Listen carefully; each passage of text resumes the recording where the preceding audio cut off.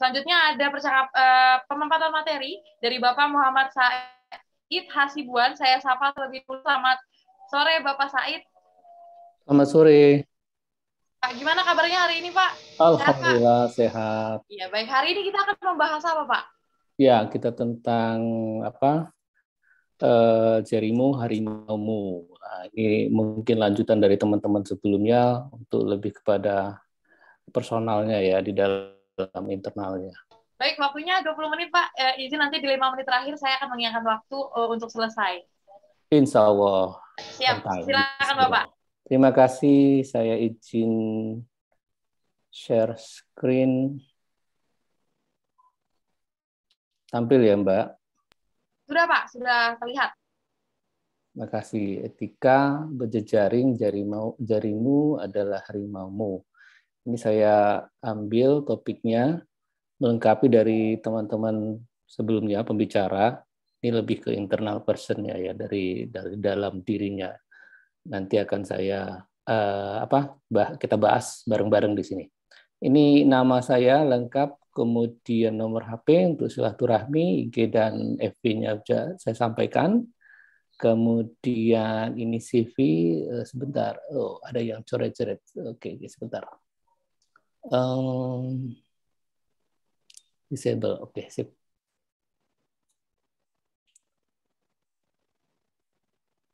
Terima kasih. Yang coret nggak bisa saya hapus jadinya. Oke, nggak apa-apa. Ini CV saya. Saya di Lampung, Kota Bandar Lampung. Kalau Mbak apa tadi di Lampung Tengah ya kalau nggak salah. Saya di Kota Bandar Lampungnya, jadi tuan rumah lah ya. Kemudian saya di Ertik sama dengan Mas Bambang di Ertik Solo. Kemudian saya di kampus IB Dharma Jaya, kampus swasta di Lampung, di Magister Teknologi Informasi. Itu mungkin perkenalan. Dan ini buku saya share dulu untuk mas-mas dan mbak-mbak. Bisa diambil karena 20 menit itu terlalu singkat untuk menjelaskan semuanya. Ini silakan di-download gratis dari ResearchGate saya masukkan ke sana. Ini kita tulis bareng-bareng terkait dengan hoax dan media sosial. Saring sebelum sharing. Oke, ini agendanya. Definisi etika dan etiket, perilaku netiket, think before posting, dan Undang-Undang ITE. Bapak Ibu sekalian, mas-mas dan mbak-mbak di Lampung Tengah, peradabannya sudah berubah. Kita lihat sekarang semuanya hampir menggunakan internet. Kalau dilihat dari data tirto.id, 60 detik pengguna internet ini, 1 menit itu udah banyak interaksi yang dilakukan. Ada lebih dari 700.000 orang login ke Facebook, 2,4 juta mencari dengan mesin pencarian di Google, kemudian ada yang masuk Netflix, apalagi sekarang zaman pandemi seperti ini, Netflix ini laris manis, Zoom juga laris manis. Maka peningkatan 60 menit ini datanya mungkin udah berubah ya, sehingga kita perlu melihat ada pengaruhnya sebenarnya dalam interaksi 60 menit kita, 60 detik kita berkunjung pada satu tempat itu. Ada 2 jejak yang kita tinggalkan, jejak pasif dan jejak aktif. Jejak pasif itu adalah jejak yang pada saat kita mengunjungi sesuatu website, itu udah jejak pasif ya, bisa di tracer. Biasanya terekam kalau di komputer kita ada di log activity di komputer, itu udah ada cookies-nya di sana. Kalau aktif, biasanya kita yang melakukan misalnya check-in ke satu tempat, kemudian berkunjung ke website dan lain-lain, itu sudah terekam. Jadi memang rekaman semua aktiviti kita di dunia internet ini beserta dengan informasi apa yang kita lakukan, kita bisa lihat. Kalau Anda bisa melihat di Google, itu ada Google Lini Masa.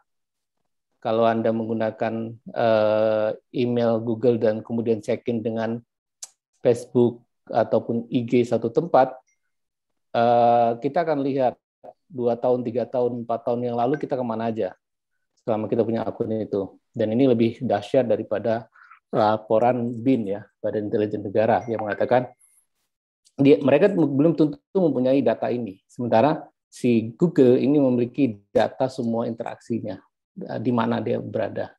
Nah, saya agak lepas dikit dari Jarimu ini sebenarnya hanya untuk melihatkan dulu bahwa semua yang kita lakukan di IT ini terekam gitu ya. Aktivitas kita terekam. Nah, sekarang kita masuk kepada definisi etika dan etiket. Nah, etika itu adalah kalau saya ambil dari Pratama dan Birten ini sebagai sistem nilai dan norma moral yang menjadi pegangan bagi seseorang atau kelompok mengatur tingkah lakunya. Jadi ada nilai dan norma yang menjadi pegangan, jadi seorang atau kelompok ya. Sementara etiket itu didefinisikan sebagai tata cara individu berinteraksi dengan individu lain. Nah, ini yang lebih konteks ke dalam satu masyarakat. Nah, ini dalam satu masyarakat ataupun nanti kita dalam konteks berinternet. Jadi ada tata caranya. Ini kita coba lihat ada dua, etika dan etiket. Kalau di etika, kita jangan menggunakan huruf besar atau kapital. Ini maksudnya kalau kita WA, itu karena supaya bagus atau supaya jelas hurufnya dibuat semua huruf font yang gede semua, huruf besar, itu udah nggak lazim ya, karena itu seperti orang marah gitu ya. Itu etikanya. Kemudian kita ngutip di internet, sebutkanlah sumbernya gitu ya. Memperlakukan email sebagai pesan pribadi, bukan passwordnya dikasih sama orang lain, kemudian loginnya juga dikasih, ini udah salah gitu. Kemudian berhati-hati melanjutkan email atau memforward email orang lain, izin dulu, tidak boleh kita memforward. Demikian juga message dan lain-lainnya. Ada dalam WA, Telegram, itu juga harus kita lihat dampaknya dulu lah, kalau kita sebarkan seperti apa. Ya, biasakan menggunakan format plain text, jangan menggunakan HTML, karena nanti akan berserakan kalau HTML ya. Jangan kirim berukuran besar. Kita harus lihat bahwa di sana itu mungkin kurang bandwidth dan storage-nya juga kecil. Jadi kirimlah pesan yang kalau gambar mungkin dikompres dulu ya. Nah, untuk etika berinternet adalah menulis email dengan ejaan yang benar dan kalimat sopan. Jadi kita harus pastikan bahasa itu kadang multi tafsir, jadi harus kita pastikan dulu SPOK-nya, maksud tujuannya, baca dulu 2 kali 3 kali baru di-share. Kemudian tidak menggunakan huruf semua kapital, itu bersama yang tadi, membiasakan menuliskan subjek. Usahakan kalau mengirim email itu ataupun pesan itu gunakanlah subjeknya, jangan kosong langsung dikirim. Nah, ini jadi susah nanti, salah kaprah apa sih maksudnya itu. Kemudian gunakan BCC bukan CC untuk menghindari tersebarnya email. Tidak mengirim email berupa spam dan menghargai hak cipta orang lain, menghargai privasi orang lain, jangan menggunakan kata-kata vulgar atau jorok. Ini saya masuk ke dalam etika dan etiket dulu. Jadi sebelum Jarimu ini berinteraksi, kita memikirkan dulu etika dan etiket. Kita dapatkan dulu etika dan etiket. Semoga tidak menjadi sesuatu yang menakutkan. Nah, bagaimana kita menyeleksi? Kita lihat perilaku etiket ini, seleksi dan analisis informasi terhadap susunan etiket. Kita lihat bahwa ingatlah kita ikatlah kita akan keberadaan orang lain di dunia maya. Jadi jangan sampai kita bermuka dua. Jadi sebenarnya kita pada saat kita di konvensional kemudian di digital secara saat online atau tidak online itu sama. Gitu ya, bedanya hanya medianya saja. Karena kalau kita tidak melihat seperti itu, maka kita menyebarkan berita palsu, berita bohong. Kadang orang sisi lain yang ketika online itu akan menjadi sesuatu yang beda. Taat pada perilaku online, kemudian karena di situ ada undang-undang ITE tadi juga disampaikan. Karena kalau kita tidak taat dan mungkin tidak tahu, sekarang dikasih tahu bahwa ada undang-undang ITE yang mengikat seluruh warga Indonesia terkait dengan penggunaan teknologi informasi ini, sehingga ujaran kebencian itu adalah satu yang menjadi hukuman yang besar di dalam Undang-Undang ITE. Kemudian tidak melakukan hal yang dapat merugikan pada pengguna internet lainnya, apakah itu penipuan dan lain-lain, itu harus diperhatikan. Membuat citra diri yang positif, dan menghormati privasi yang lain. Nah, ini mungkin bisa dibaca, kita lihat bahwa kita harus bukan menjelekkan orang lain atau kita juga membuat sesuatu yang konten negatif berdampak nanti kepada hukum ITE. Bapak Ibu sekalian, sebenarnya poin dari etika dan etiket ini, kita harus jadi filter pada diri sendiri terhadap informasi yang datang. Jadilah sebuah filter dalam gelas yang ketika dimasukkan sebuah informasi, walaupun itu dari orang yang kita kita gemari, kita follow dan lain-lain, itu kita harus rajin-rajin memfilternya. Demikian sebaliknya, kalau kita yang di-follow orang, nah, ini yang lebih gawat ketika kita memberikan informasi yang kita tidak tahu kebenarannya, kita sampaikan. Follower kita yang ada di bawah kita akan tersesat banyak. Jadi multi Apple nih dosanya. Oke, dan ini adalah poin penting ketika kita menerima berita, dan mungkin jadi poin penting ketika kita nge-share berita itu. Udah kita terima, kita akan bertanya, share apa enggak gitu ya. Pertama, berita yang diterima itu dicek dulu, hoax apa enggak. Bagaimana cara ngeceknya? Pakailah aplikasi browser dengan Google atau ya sementara Google lah pakai ya. Cek, masukkan keywordnya, nanti akan terlihat ini hoax apa enggak. Kalau enggak, oke, manfaat apa enggak disebar. Kalau enggak bermanfaat, kita berhenti saja, di recycle binkan saja, dibuangkan ke sampah atau tidak usah dilanjutkan gitu ya. Begitu perlu disebar, kita coba cek lagi. Apakah kalau kita sebar ini bermanfaat sekarang atau enggak? Kalau tidak bermanfaat atau memang perlu disebar, kalau tidak perlu disebar ya keep on your mind saja, cukup di kita saja. Kalau perlu disebar, timingnya pas enggak?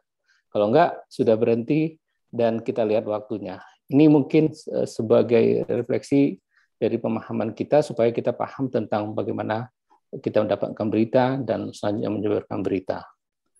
Nah, ini lanjutannya, think before posting. Jadi kita yakin bahwa ketika kita posting itu semua bisa baca. Kemudian posting yang salah, mereka akan bisa screenshot, berdampak pada kita. Untuk adik-adik, mahasiswa atau SMA, nanti Anda posting hari ini hate speech atau segala macam, itu akan menjadi CV Anda next time-nya. Jadi orang tidak melihat lagi kepintaran dari seluruh aspek, karena orang akan melihat bukan hanya pinternya ya, tapi ya attitude-nya dilihat. Attitude itu sekarang sosial media menjadi satu peran serta yang dipertimbangkan. Kemudian ada 10 aturan etiket. Ingat, yang berinteraksi dengan kita itu juga manusia, bukan tidak manusia ya, jadi manusia. Kenali aturan mainnya, norma yang berlaku di dunia nyata sama dengan yang berlaku di internet. Hargai waktu dan kuota orang lain. Nah, bila perlu kita perhatikan orang itu seperti apa dan kita batasi hal-hal yang penting untuk kita bicarakan. Ambilkan jejak digital yang baik. Nah, ini yang jadi, karena sulit menghapusnya, tidak bisa dihapus. Kalau sudah terekam, kemudian terpublish di website lain, siapa yang bisa menghapus server yang lain? Tidak pernah. Saya dari IT belum pernah lihat orang bisa menghapus itu jutaan server yang ada di dunia ini gitu ya. Berbagai pengetahuan dan keahlian yang dikuasai kita bisa share sana untuk menjual diri tanda kutip. Perhatikan opini dan emosimu, hargai privasi orang lain, jangan sampai gunakan kuasamu untuk melakukan sesuatu di internet.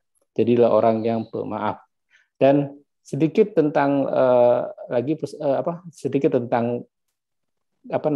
bersosial media ini, kalau kita lihat dari kacamata Islam, kita ada beberapa poinnya, pentingnya. Jadi jangan gunakan media sosial untuk bergibah, membuli, menyebarkan hoax, pornografi, dan konten. Karena ini sudah ada fatwa ulama terkait dengan bermuamalah di media sosial. Ini pasal-pasal yang mengikat di negara kita. Pasal 27 melanggar kesusilaan, pasal 28 berita bohong, pasal 28 ayat 2 rasa kebencian dan ancaman kekerasan, itu pasal 29. Perhatikan itu, dan ini adalah bunyi pasalnya. Pasal 27 itu setiap orang sengaja dan tanpa sengaja distribusikan sesuatu yang memiliki muatan kesusilaan, ini akan dipenjara 6 tahun, denda 1 miliar. Untuk menyesatkan konsumen, berita bohong atau semua tentang kebohongan itu ada 6 tahun dan denda 1 miliar. Dan syara itu juga ada 6 tahun dan denda 1 miliar. Jadi hati-hati dengan jarimu, dan ini akan menjadi sesuatu yang besar untukmu. Untuk menakut-nakuti orang dengan menggunakan media sosial juga ada denda 750 juta dan penjara 4 tahun. Terima kasih, itu yang mungkin bisa kita share. Untuk lanjutkan nanti tanya jawab. Assalamualaikum warahmatullahi wabarakatuh. Waalaikumsalam warahmatullahi wabarakatuh. Terima kasih Bapak Said atas pemaparan materinya. Memang sepertinya hoax ini menjadi hal yang harus kita cegah bersama-sama ya Pak. Nggak bisa untuk sendiri orangnya satu atau dua orang, tapi semuanya harus bisa melawan hoax. Baik, terima kasih Bapak Said atas pemaparannya. Dan sebelum kita lanjut ke key opinion leader kita, aku bakal ngingetin lagi untuk teman-teman peserta untuk memberikan pertanyaannya, tapi tidak melampirkan nomor teleponnya. Nomor telepon silahkan untuk di chat ke adminnya langsung. Jadi di chat box-nya pertanyaan aja sama untuk siapa dan namanya siapa. Oke, sudah bergabung bersama kita key opinion leader kita. Saya sapa dulu. Selamat sore Bang Jos Oren. Halo, selamat sore. Gimana kabarnya Bang Jos? Sehat? Aku baik-baik saja. Baik-baik saja. Baik Bang Jos, sebelum kita masuk nih ke pemaparannya Bang Jos sekarang lagi sibuk apa sih kalau boleh tahu? Bisa sharing ke kita semua nggak? Sibuk apa ya? Aku sekarang lebih sibuk ke kuliner ya, karena kondisi kondisi sekarang COVID, PPKM juga, jadi sementara kantorku pada off dulu. Mau WFH juga bingung. WFH nggak ada kerjaannya. Coba mau gimana? Baik, jadi usaha kuliner ya Bang. Tapi digital membantu nggak sih Bang untuk Abang bisa melanjutkan dunia kulinernya gitu? Membantu nggak sih digital ini? Ya pasti dong. Sekarang kalau misalnya orang nggak ada kita ini digital, kalau kita menyebarkan informasi segala macam, kalau harus pasang iklan dan lain-lain berbayar kan akhirnya repot gitu ya. Nah, kalau ngomongin digital akhirnya entah itu di Instagram atau misalnya kita di Facebook atau di misalnya GoFood, di Grab dan lain-lain, itu kan sangat membantu gitu. Thank you Bang Jos atas sharing-sharingnya. Silakan untuk pemaparannya. Nanti ada pertanyaan juga izin di akhir webinar dari teman-teman peserta, nanti berkenan untuk dijawab. Silakan Bang Jos. Oke, terima kasih Mbak Melia. Ini Assalamualaikum warahmatullahi wabarakatuh. Tabik pun. Ya pun. Ini ngakunya masih orang Lampung gitu ya. Kalau nggak bisa bilang tabik pun nanti saya dipecat dari orang Lampung gitu. Jadi terima kasih, hari ini senang banget ya. Ini berasa benar-benar pulang kampung karena saya memang orang Lampung. Baru hijrah ke Jakarta itu 96, tapi keluarga orang tua masih ada di Lampung gitu. Oke, terima kasih hari ini. Tadi temanya privasi dan keamanan di dunia digital ya. Tadi sebelumnya yang pertama sudah disampaikan oleh Pak Bambang. Pak Bambang tadi menyampaikan tentang digital safety ya. Digital safety tadi beberapa hal yang di highlight gitu. Yang pertama, jangan mengumbar atau share data-data kita pribadi. Nah, ini contohnya gini, banyak sekali kita teman-teman ini kaitannya dengan berita hoax juga ya. Dapat kuota dari pendidikan 75 giga, terus dapat misalnya dari bansos 300.000 gitu. Nah, kadang-kadang saking latah dan saking gatalnya kita dan terbiasa dengan berita apapun, ada orang yang kerjanya aktivitas itu cuma forward, jadi nyampah, jadi nge-spam gitu ya. Nah, ketika kita klik linknya, kita diminta suruh isi data-datanya komplit gitu. Nah, tanpa kita sadari kita udah masuk namanya tadi istilah kalau Pak Bambang bilang itu phishing gitu ya. Phishing itu memancing, gimana akhirnya orang bisa mensubmit datanya tanpa dia sadari, bantuannya nggak datang, pulsanya nggak datang. Tahu-tahu itu bisa nanti ngebajak akun kita. ya. Terus kemudian bisa dipakai untuk pinjaman online, database kita juga bisa diperjualbelikan. Nah, tiap hari sampai hari ini pun saya masih menerima SMS ya selamat Anda pemenang lah, terus kemudian dapat WA dari orang yang tiap hari ya isinya gitu, suruh klik links ini dapat bansos 300.000, dapat bantuan bla bla bla bla, itu jadi udah jadi makanan sehari-hari gitu. Nah, kalau kita tidak tidak paham dengan digital safety, terutama teman-teman misalnya di Lampung gitu ya, tidak paham, menganggap itu menjadi sebuah berita yang benar, nah tentunya itu akan berbahaya gitu.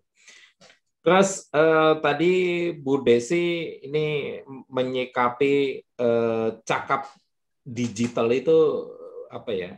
Bukan bagaimana cara menggunakannya gitu loh, tapi memanfaatkannya. Nah, kalau orang cuman bisa main sosmed, orang bisa menggunakan internet, tapi tidak menggunakannya dengan baik, ya percuma, ya. Terus kan sekarang kalau mengutip dari Bung Jody, MC di Bogor, dari Bogor gitu, ada 3M, ya. Yang pertama ini kan ini kita udah mengamati gitu ya, mengamati bahwa ternyata ada loh YouTube, ada misalnya TikTok, kemudian ada Instagram, ada Facebook, ada WA dan lain-lain. Nah, kalau udah kita mengamati, akhirnya kita berpikir lagi ini gimana mempergunakannya gitu loh. Nah, kita mempergunakannya, kalau kita yang dibilang tadi akhirnya kita tidak produktif, ya akhirnya menjadi kecanduan. Ketika sudah menjadi kecanduan, akhirnya kita bisa gelisah. Jadi pengaruhnya itu macam-macam gitu. Nah, kalau kita hanya bisa mempergunakan tapi tidak bisa memanfaatkan, artinya ya percuma juga. Kalau saya mending nggak usah ada internet deh. Kayak dulu gitu, kalau cuma bisa mempergunakan mempergunakan doang gitu. Kenapa? Banyak sekali konflik-konflik sosial itu sekarang yang terjadi itu karena internet. Ya, mungkin teman-teman di Lampung, bahkan teman-teman SMP saya, teman-teman SD, teman-teman main saya, teman bisnis, banyak sekali akun-akun yang saya blok. Ya, kenapa? Selalu menyebar kebencian, selalu di akunnya itu selalu kontra, tapi kalau kontra kritik membangun nggak masalah. Nah, ini semuanya berita-berita atau apapun itu yang menyudutkan pihak tertentu. Terus waktu itu saya juga dapat komplain dari teman main saya, main Corolla gitu. Lo blok Facebook gue? Iya, kenapa? Emang kenapa kok diblok? Ya buat apa kalau kita akhirnya cuma gua nerima berita-berita gitu? Lebih baik kita berteman itu di dunia nyata aja, bukan dunia maya gitu. Terus tadi juga ngomongin tentang internet. Ini kan sebenarnya ngomongin kebutuhan ya.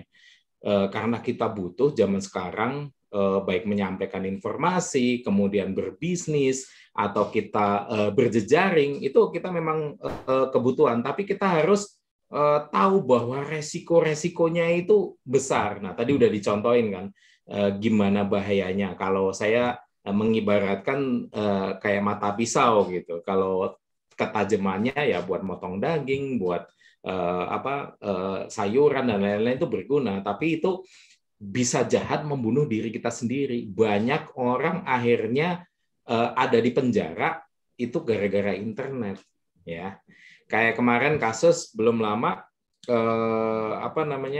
di Cikarang sana, anak-anak remaja mau bikin konten TikTok, ketabrak truk, kan akhirnya fatal gitu, hanya untuk sebuah konten terlalu beresiko gitu. Oke. Terus kalau tadi udah tahu resikonya, ya bagaimana kita mempertanggungjawabkannya? Ketika kita mau sharing, kita mau posting, mau apa? Nah ini kaitannya tadi nanti sama Pak Said juga ya. Jadi ada etikanya. Kenapa? Kalau kita tidak bertanggung jawab, ya, apakah posting ini akhirnya bisa membuat atau menyakiti orang lain? ya, ataukah bisa merugikan orang lain.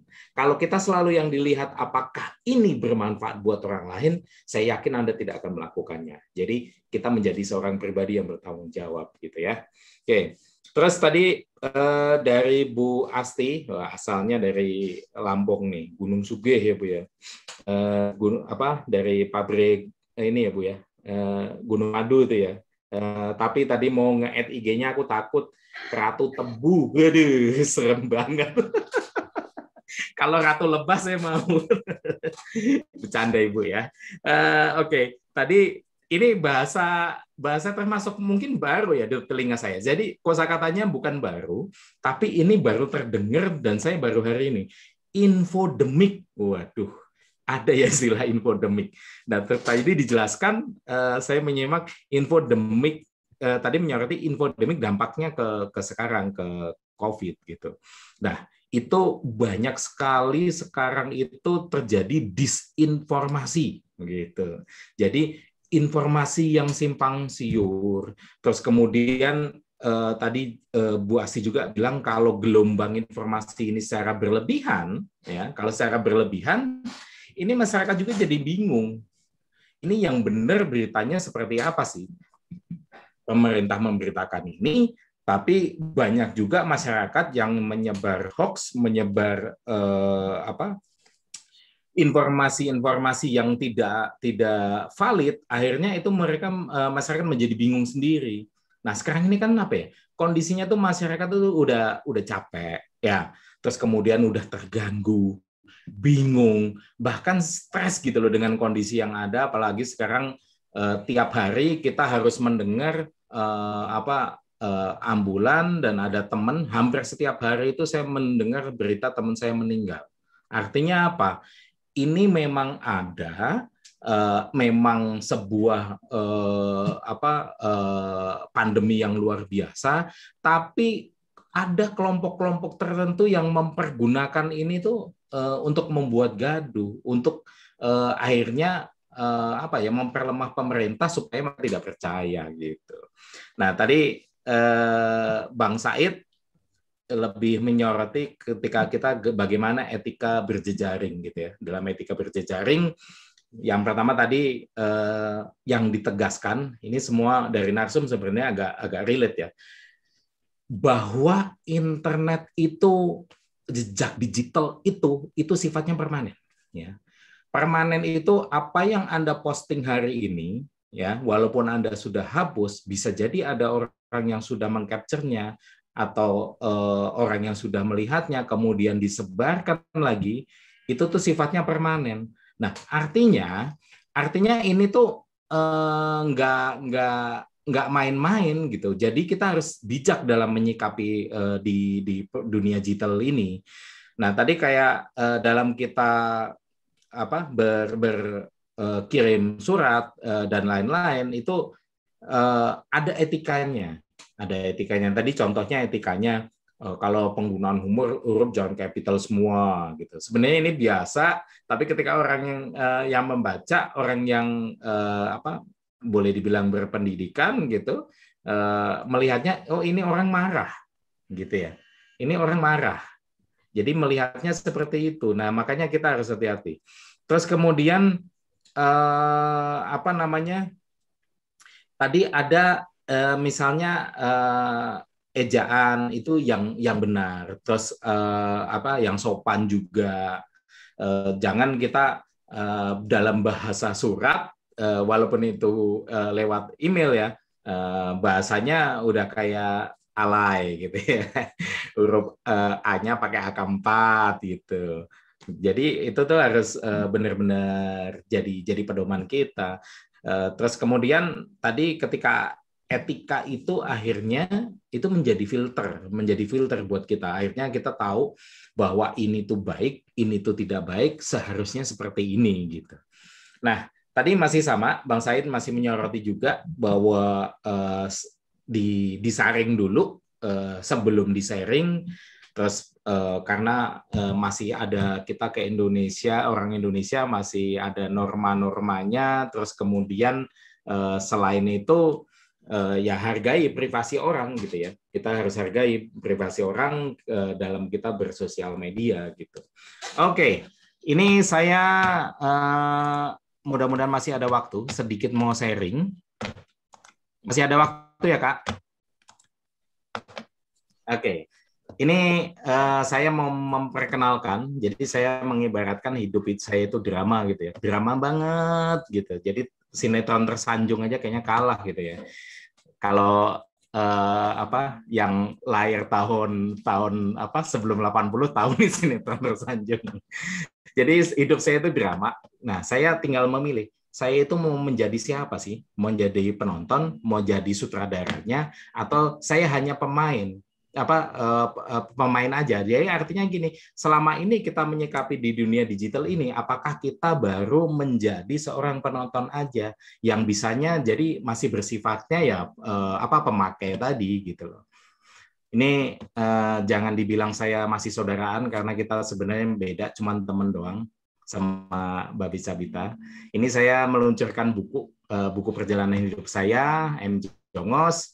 Terus kemudian seperti yang saya bilang tadi, di era pandemi ini hampir semua industri yang saya geluti, dunia entertainment itu runtuh. Ya, akhirnya saya mencoba mengambil sisi positif lain. Makanya sebelah kanan saya itu saya berangkatnya dari hobi pelihara ayam kampung, sampai sekarang saya mendirikan saya jadi agen itu Berkah Covid Farm. Nah, sampai saat ini seminggu itu saya sudah bisa menjual 3.000 ayam kampung gitu untuk para pedagang. Terus kemudian saya punya geprek jongos dan ayam jongos.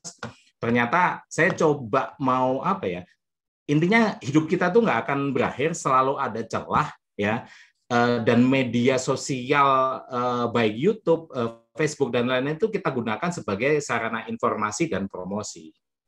Oke, terus saya juga kerjasama dengan Slang, kita bikin konten, bikin Planet Potlot gitu ya. Terus kemudian saya juga pernah jadi bintang iklan Parabola Orange TV, tapi lama ini, tahun 2012. Nah, ini saya sedikit menyoroti, ini agak di luar tema hari ini ya. Kalau hari ini kan tentang hampir seluruhnya itu tentang digital safety gitu ya. Nah, apa sih yang bisa kita lakukan di dunia digital ini saat pandemi gitu ya. Nah, sebelum saya sharing apa yang bisa kita lakukan, bahwa saya ingin bilang hakikatnya kita sebagai manusia itu memberi gitu, bukan menerima. Maka kalau kita memberi, kita akan menarik wujud yang sama. Contoh gampangnya seperti ini. Saya suka sama Bu Desi, tapi saya sukanya ini ke Bu Desi ada maksudnya nih. Oh, saya mau ngajak bisnis. Saya kejar terus nih, Bu Desi. Semakin saya kejar, kira-kira Bu Desi jadi takut apa enggak? Bu? Takut ya? Tapi kalau saya kenalan dengan Bu Desi, kita ketemu, ya kita sekedar teman, sharing, terus saling membuka diri. Oh, Bu Desi aktivitasnya apa? Saya apa? Gitu. Terus kemudian ada apa? Kita saling membantu. Akhirnya ketika saya menawarkan untuk kerjasama karena Bu Desi sudah merasa nyaman, ya akhirnya mungkin mau, benar nggak Bu? Ya, artinya apa? Kita itu niatnya yang pertama kita itu harusnya memberi, bukan menerima atau berharap gitu ya. Kalau kita semakin berharap, semakin nggak ada. Nah, sebaik-baiknya manusia itu diantaranya adalah yang paling banyak bermanfaat bagi orang lain. Nah, ini ada di hadis juga ya. Nah, ketika kita membuat konten atau melakukan sesuatu, misalnya jualan online, pertama yang didahulukan sama aja ketika kita berposting, apakah ini bermanfaat untuk orang lain? Kalau Anda cuma membuat konten untuk mengejar pengikut atau subscriber atau view, sebaiknya ditinggalkan. Ya, jadi tujuan kita adalah bukan untuk mencari uang dulu, tapi kita berbagi ilmu. Otomatis uang nanti akan mengikuti gitu. Nah, ini saya contohnya saya bikin konten, ini bukan karena saya untuk ngejar ketenaran atau kenarsisan atau misalnya ngejar dari Google AdSense. Tapi ini saya berbagi gimana para bisnismen atau orang-orang sukses itu ternyata melewatinya dengan yang gigih dan luar biasa. Jatuh bangunnya luar biasa. Ini saya bikin contoh konten yang sederhana sekali. Ternak ayam kampung, ya. Ini orangnya udah jatuh berpuluh kali, tapi sekarang penghasilannya seminggu itu 150 juta. Ya, karena dia sudah besar. Tapi di belakang itu ternyata banyak sekali cobaannya. Nah, ini saya pengen berbagi, pengen sharing gimana kita struggling benar-benar menghadapi hidup, bahwa tidak ada yang tidak mungkin, tapi tidak mudah juga gitu. Ternyata untuk hanya saya sharing buat ternak ayam kampung dan dia cerita secara dari bisnisnya, itu penontonnya atau view-nya hampir 1 juta. Nah, kalau kita lihat ke bawah, ini berbanding terbalik dengan saya konten sharing sama Bim Bim. Siapa yang nggak kenal sama Slang? Pengikutnya di mana-mana. Jadi ternyata keartisan itu bukan jaminan, ya. Keartisan itu bukan jaminan. Kalau teman-teman lihat Atta Halilintar, ya Ricis, mereka dari siapa? Emang apakah dari mereka background-nya mereka artis, public figure? Toh enggak. Artinya semuanya tuh serba mungkin gitu ya. Oke. Terus kemudian ini ada salah satu contoh juga. Ini konten kreator, ini YouTuber, ini di Banyumas. Sekarang hasilnya per bulannya 150 juta, subscribernya luar biasa, 1,2 juta. Yang dilakukan apa? Dia punya pemilik bengkel motor, terus kemudian hanya dia berbagi ilmu-ilmunya. Niatnya berbagi. Jadi gimana cara setting karburator, gimana cara benerin shockbreaker, gimana cara servis motor misalnya Yamaha Mio, Honda, dan lain-lain. Niatnya berbagi, ternyata dia tidak takut tersaingi. Biasanya kan orang, ini kan ilmu gue ya. Kalau gue ngajarin dia, berarti gue ada saingan. Pasar gue berkurang. Tapi ternyata tidak. Dengan niatnya memberi, ini luar biasa. Yang datang itu benar-benar menarik wujud yang sama, yang seperti yang saya bilang tadi. Ya, jadi jangan pernah takut berbagi, berbagilah konten-konten yang positif. Kalau teman-teman untuk menjadi seorang konten kreator, jadilah konten kreator yang negatif. Nggak usah berbuat akhirnya untuk mengejar view, biar tenar, mandi di jalanan, ya pakai motor, sampuan, esensinya apa? Nggak ada gunanya, ya. Terus ujung-ujungnya sholat sambil ngerokok, berujungnya di penjara. Buat apa coba? Ya, oke. Ini saya sedikit sharing. Ini buat bisnis online. Ini ada teman saya. Ini di Purwokerto. Ini teman dekat. Tadinya setahun yang lalu dia masih tinggal di mes karena istrinya polwan gitu ya. Tinggal di mes. Terus dia cerita ke saya, Jos, makasih ya. Ini puji Tuhan aku sudah bisa bikin rumah. Ini 100% dari saya berjualan online. Apa yang dia lakukan? Hanya di garasinya, dia punya 3 staf, dia ada orang admin dan 2 orang produksi. Dia produksi cover mobil yang transparan. Kemudian dilakukan apa? Dia beriklan di marketplace, ini di Shopee, harganya juga terjangkau 136.000 dari Banyumas. Tapi ketika kita lihat dalam setahun dari satu marketplace, dia income-nya 150 juta. Padahal ada 4 marketplace besar, ada Facebook, ada Instagram, masih bisa berjualan offline. Nah, artinya apapun itu, sekarang ketika kita di dunia digital ya, ketika kita mau mempergunakannya dengan benar, dengan bijak, dan kita tahu peluangnya, peluang itu ada di diri kita sendiri, bukan dari orang lain gitu ya. Jadi teman-teman hari ini yang di Lampung Tengah, entah di Metro atau Bandar Jaya dan sekitarnya, yuk coba mulai hari ini Anda bukan menjadi seorang penonton aja, ya. Rubah mindset-nya dari yang konsumtif menjadi produktif. Kalau Anda belum punya produk, bisa kok menjadi reseller dulu.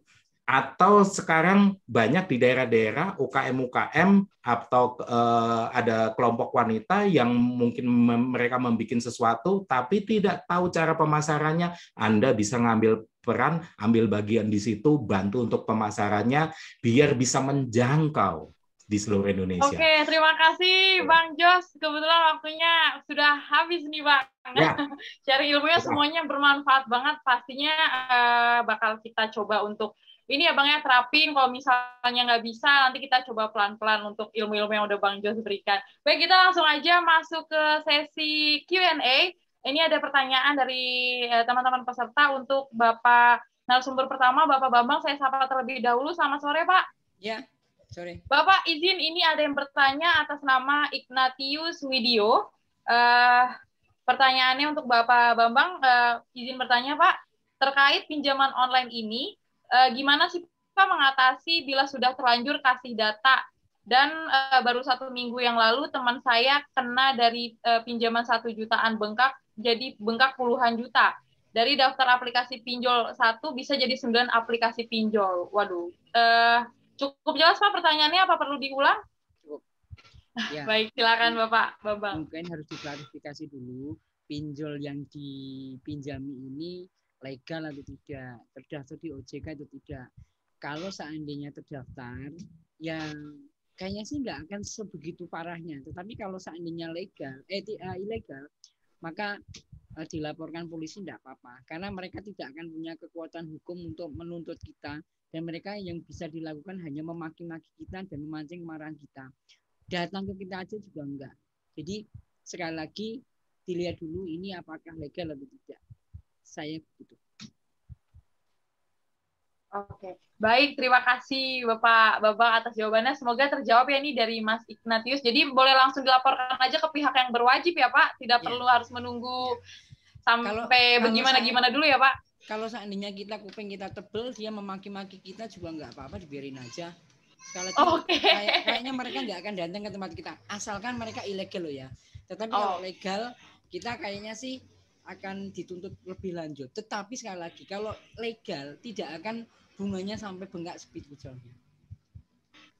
Oke, siap. Baik, terima kasih Bapak Bambang. Sekali semoga terbantu terjawab ini dari Mas Ignatius. Saya izin untuk ke pertanyaan yang kedua yang ditujukan untuk Ibu Desi. Ibu, saya sapa dulu. Bu Desi masih bersama saya, Bu? Ya, masih. Oke, ini pertanyaannya dari Chandra Setio Apsani. Pertanyaannya, apakah menurut Ibu perlindungan atau proteksi digital di Indonesia sudah bagus? Atau masih dibilang buruk, Bu? Atau masih kurang gitu? Ya, silakan Ibu. Oke, Mas Chandra. Mana Mas Chandranya ya? Masya Allah, ini pertanyaannya sangat sulit ya kalau buat saya ya. Karena ini pertanyaan terkait dengan data gitu ya. Jadi memang harus dalami terlebih dahulu bagaimana sih sejauh ini peran pemerintah gitu ya dalam melindungi data pribadi kita. Nah, tetapi kan tadi yang sebagaimana dikatakan Bang Oren gitu ya, jadi kita jangan menunggu apa yang bisa diberikan oleh pemerintah, tapi apa yang bisa kita lakukan untuk memproteksi data kita, data pribadi kita. Misalnya saja terkait dengan privacy.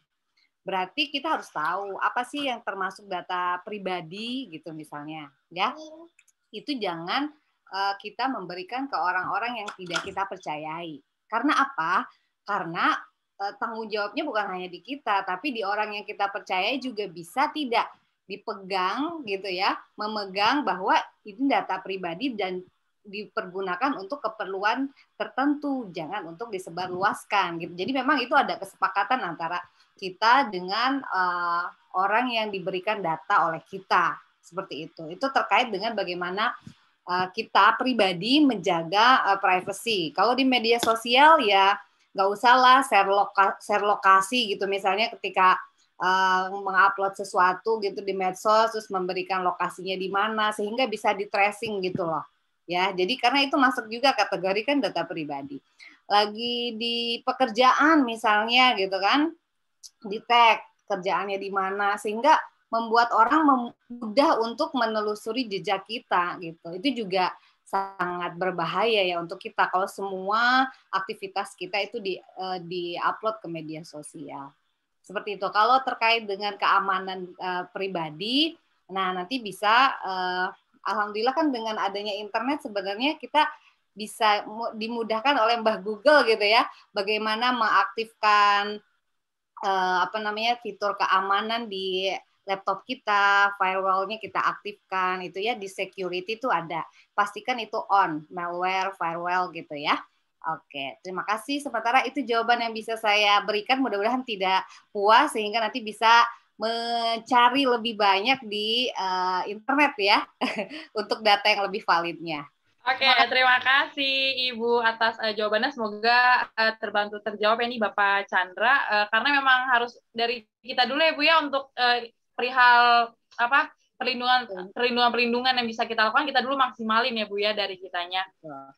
Baik, saya izin langsung Bu ke pertanyaan yang ketiga yang ditujukan untuk Ibu Asti. Saya sabar dulu, Ibu Asti masih bersama saya Bu? Tentu saja, terus bersama. Masih bersama terus. Ini pertanyaan dari Michael. Pertanyaannya, bagaimana cara menangkal infodemik? Saya sudah berusaha mengurangi membuka sosmed, namun di aplikasi chat dan orang-orang di sekitar saya masih ramai sekali membahas kengerian pandemi dengan banyak info yang belum tentu semuanya benar. Gimana pendapat Ibu? Mohon dijawab.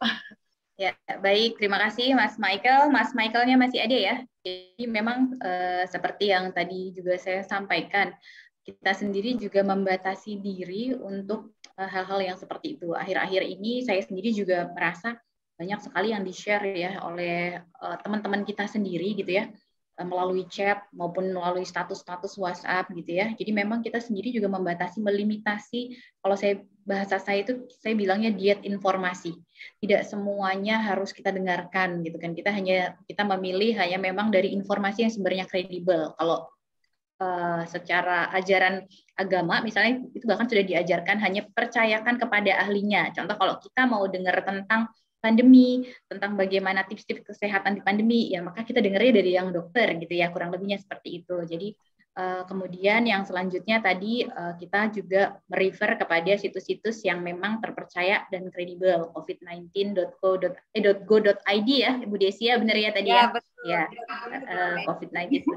Kemudian kita juga bisa melakukan check and recheck tentang berita itu di Kominfo. Selanjutnya, kita juga harus melaporkan situs yang memberikan berita palsu. Kalau menurut kita ini beritanya berita palsu, jadi memang kita laporkan, biasanya ada klik untuk melaporkan. Kemudian juga tidak, kalau misalnya masih ada yang ngotot nih gitu ya, beberapa mungkin kan yang itu mereka ngotot dengan keyakinannya, kita juga tidak perlu mendebat lebih panjang karena kesehatan mental kita juga penting nih gitu kan ya. Tidak selalu semuanya harus kita debat balik gitu kan. Kita cukup memberikan penjelasan, memberitahu mana informasi yang benar. Kalau kemudian dia tidak mau mendengar, ya sudah, tidak apa-apa. Tapi selanjutnya kita ingatkan saja, simpan keyakinan kalian untuk kalian sendiri, karena pandemi ini sudah cukup berat buat kita masing-masing. Setiap orang sudah mengalami hari-hari beratnya menghadapi pandemi ini gitu ya. Jadi mari sama-sama sedikit berempati. Paling itu sih pesannya, untuk mudah-mudahan ini bisa menjawab pertanyaan. Baik, terima kasih Ibu Asti atas jawabannya. Semoga terjawab ini dari Mas Michael. Selanjutnya saya izin ke pertanyaan yang keempat yang ditujukan untuk Bapak Said. Saya sapa dulu Pak Said. Selamat sore Pak. Sore. Pak, ini pertanyaannya dari Muhammad Febrian Claudio. Pertanyaannya, menurut Bapak, bagaimana cara mengedukasi masyarakat umum, terutama untuk kalangan orang dewasa melalui postingan di sosial media? Wah, berat nih. Kalau orang tua kadang nggak pernah salah gitu ya. Jadi agak berat memang. Cuman begini, poinnya kan ada undang-undang ITE yang perlu kita sampaikan. Literasi seperti yang dilakukan Kementerian Kominfo seperti kegiatan ini sangat bermanfaat. Dan mungkin dengan kegiatan yang konon, kalau nggak salah informasinya kan ini akan berlanjut dan semua masyarakat akan diikutsertakan. Kami juga di Relawan TIK melakukan hal yang sama. Secara konvensional, kalau kami biasanya ada bekerja sama dengan Kominfo Kota, Provinsi, itu melakukan kegiatan-kegiatan literasi untuk ibu-ibu rumah tangga. Di samping nanti diberikan satu informasi terkait dengan bisnis di internet seperti apa. Nah, mungkin ini pentingnya kita memberikan ada undang-undang ITE yang mengikat seluruh warga Indonesia, tidak pandang bulu ya, semuanya akan diikat di sana. Dari pasal-pasal yang sudah jelas tadi sampaikan 27, 28, 29 yang biasanya itu domain yang biasa dikenakan oleh masyarakat. Saya juga di tenaga ahli Polda Lampung banyak melihat ketika kekesalan orang tua dengan ya sesama mereka terkait dengan mungkin hutang piutang dan lain-lain, semua kebun binatang lahir tuh di Facebooknya, dan dari situ di screenshot dan akhirnya jadi pasal, diserahkan ke Polres karena nggak ada tenaga ahli, kirim ke Polda, dan akhirnya jadi kasus yang panjang. Memakan waktu, kemudian banyak sekali yang kita rugikan, waktu kita, uang kita, dan lain-lain. Mungkin diingatkan saja, ada undang-undang ITE, dan tidak ada untungnya ketika berdebat atau memberikan suatu informasi yang salah, atau men-share sesuatu yang kita belum tahu di internet. Demikian, Mbak. Makasih. Baik, terima kasih Bapak Said atas jawabannya. Semoga terbantu terjawab. Ini saya langsung izin Pak karena waktu untuk ke pertanyaan buat KOL sama Bang Jos Oren. Saya sapa dulu. Bang Jos masih bersama saya, Bang? Enggak. Oh, enggak ya. Jangan dong, Bang. Ini ada pertanyaan dari M. Rizky Ananda. Pertanyaannya begini, Bang. Menurut Bang Jos Oren sebagai aktivis bisnis digital mengenai pembuatan konten video yang baik dan positif, bagaimana agar dapat menarik banyak orang untuk viewers serta membuat video yang berisikan banyak ilmu pengetahuan serta bisa mengenalkan budaya negeri terutama menarik para anak muda dan pelajar. Gimana tuh Bang caranya biar bisa menarik semua viewers tanpa mengurangi nilai-nilai yang ada di negara kita gitu? Oke. Kalau ngomong bicara tentang ilmu pendidikan, budaya, sekilas di telinga kita pasti udah tidak menarik. Ya, tapi saya tidak percaya itu. Ya, tinggal bagaimana kita cara mengemasnya dan penyampaiannya. Ini saya kasih contoh ya. Saya kasih contoh sedikit. Ini tadi saya sempat googling dan ini ada orang bikin tari kipas ya. Ternyata tari kipas view-nya itu hampir 200.000 ya. Tapi kalau Anda misalnya mau aktif terus kemudian secara terus-menerus ya, artinya kita bahwa benar-benar mencintai, kita menggeluti di bidang itu. Misalnya tentang semuanya budaya ya. Jangan terus tiba-tiba Anda bikin konten-konten di luar itu, jadinya tidak fokus. Ya. Jadi kalau Anda misalnya teman di Lampung, misalnya mau mengupas semuanya budaya tentang Lampung, ketika orang pengen cari tahu Lampung, yang nongol adalah Anda dulu. Ya. Pasti itu. Kenapa? Kalau Anda hari ini budaya, besoknya kuliner, besoknya gadget, Google juga puyeng membaca algoritma Anda gitu loh ya. Jadi kalau tetap fokus, kalau saya bikin konten semuanya kan bagaimana cara usaha yang sukses apa segala macam. Orang cari Bob Sadino aja bisa muncul saya loh. Coba aja. Artinya apa? Ketika kita upload, kita pinter-pinternya ya strategi marketing. Saya kalau upload tokoh-tokoh yang relevan dengan dunia bisnis, di tag-nya saya ikutin.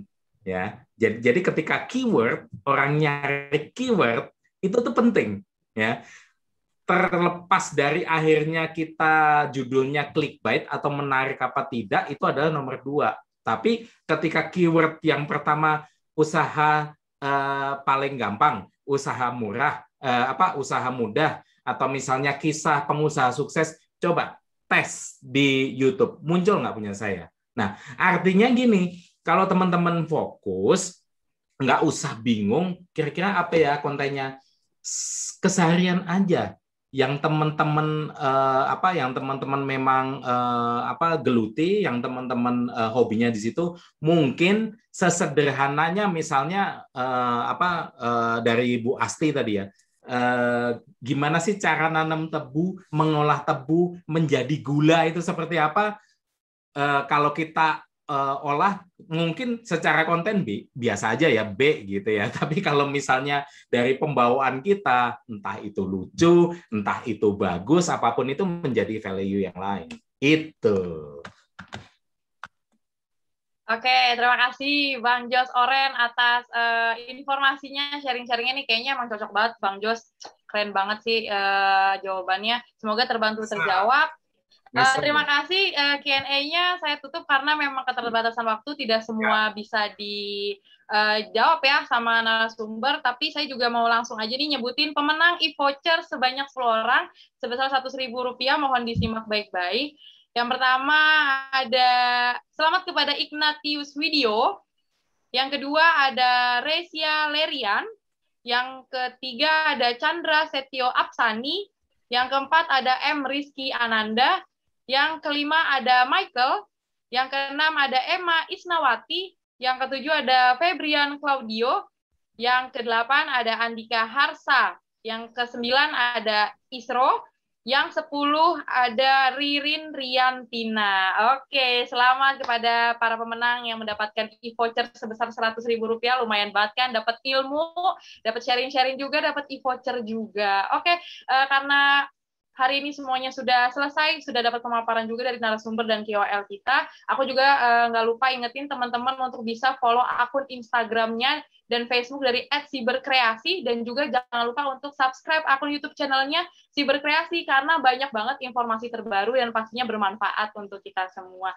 Baik, terima kasih saya ucapkan kepada narasumber dan KOL, teman-teman panitia dan teman-teman peserta, karena waktu sudah semakin sore. Sebelum kita akhiri, izin dulu untuk bisa berfoto bersama.